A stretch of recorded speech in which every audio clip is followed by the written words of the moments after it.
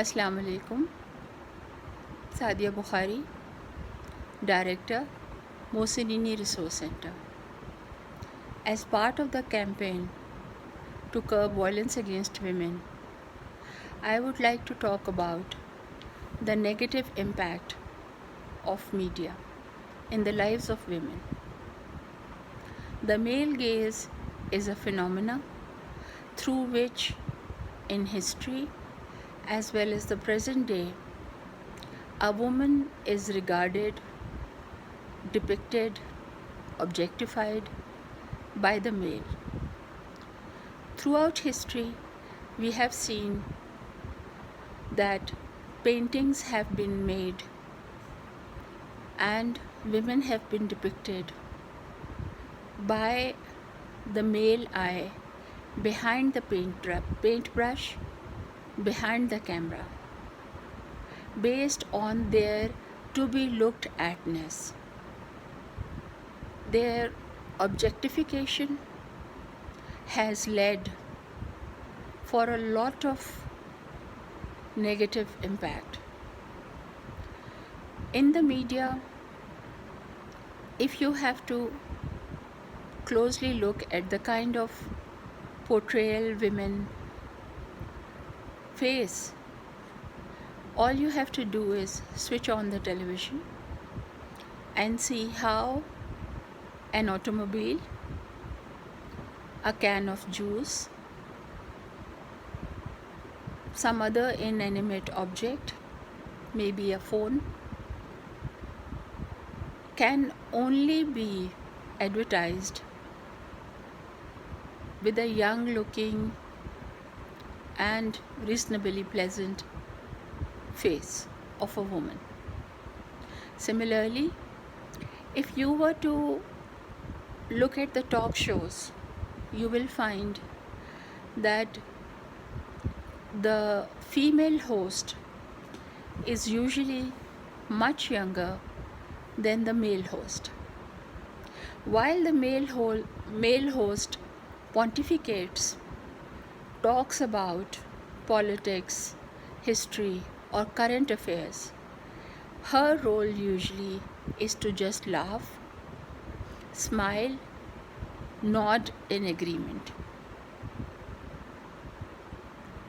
This kind of negative portrayal, where her being a person, educated, experienced, qualified, is not required, impacts the masses.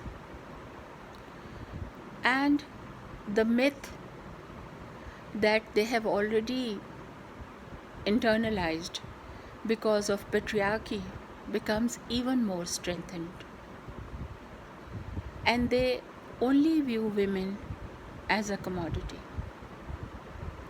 Whether it's a light summer dress, a walk on the pavement, a ride on the bus, or office, women are subjected to catcalls, they are subjected to workplace harassment, and they know that whatever they may do, they will always have to make sure that they pay attention to their appearance.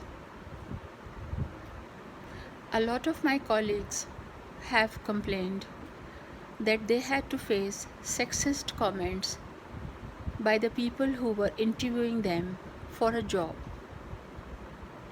They were not questioned about the nature of the job, their expertise, or what can they bring on the table as an expert. Rather, comments were made that made them feel that if they were not pleasant looking, they were not going to be hired.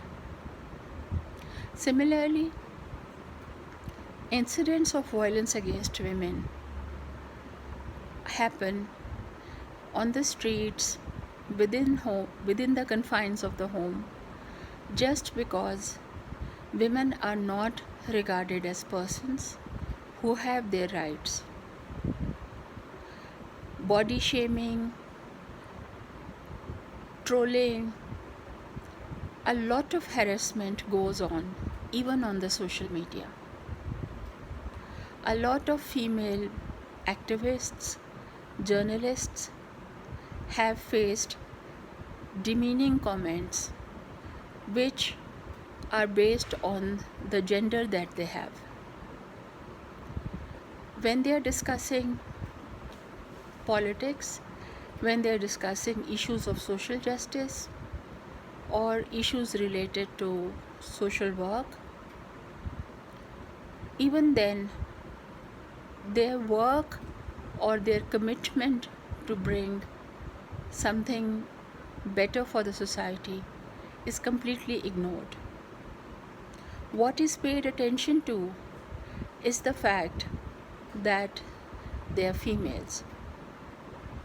A lot of trolling that goes on the basis of the sex of the journalist, the civil society activist, which is such a shame.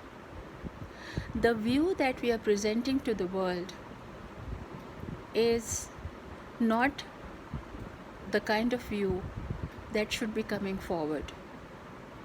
So that is why I would like to make some policy recommendations. First of all, I would like to request that women are allowed some space where they can come forward and tell stories that are theirs to tell, where they would like to share that part of their personality or that part of their work or that part of their life that they think is important, not the part that males would like to know, but the part that they cherish, they nurture, and would like to contribute. Secondly, I would like other genders to come forward and reclaim their space, because it is only through such actions that policy formation will take place and we will be able to reclaim our lost space. Thank you.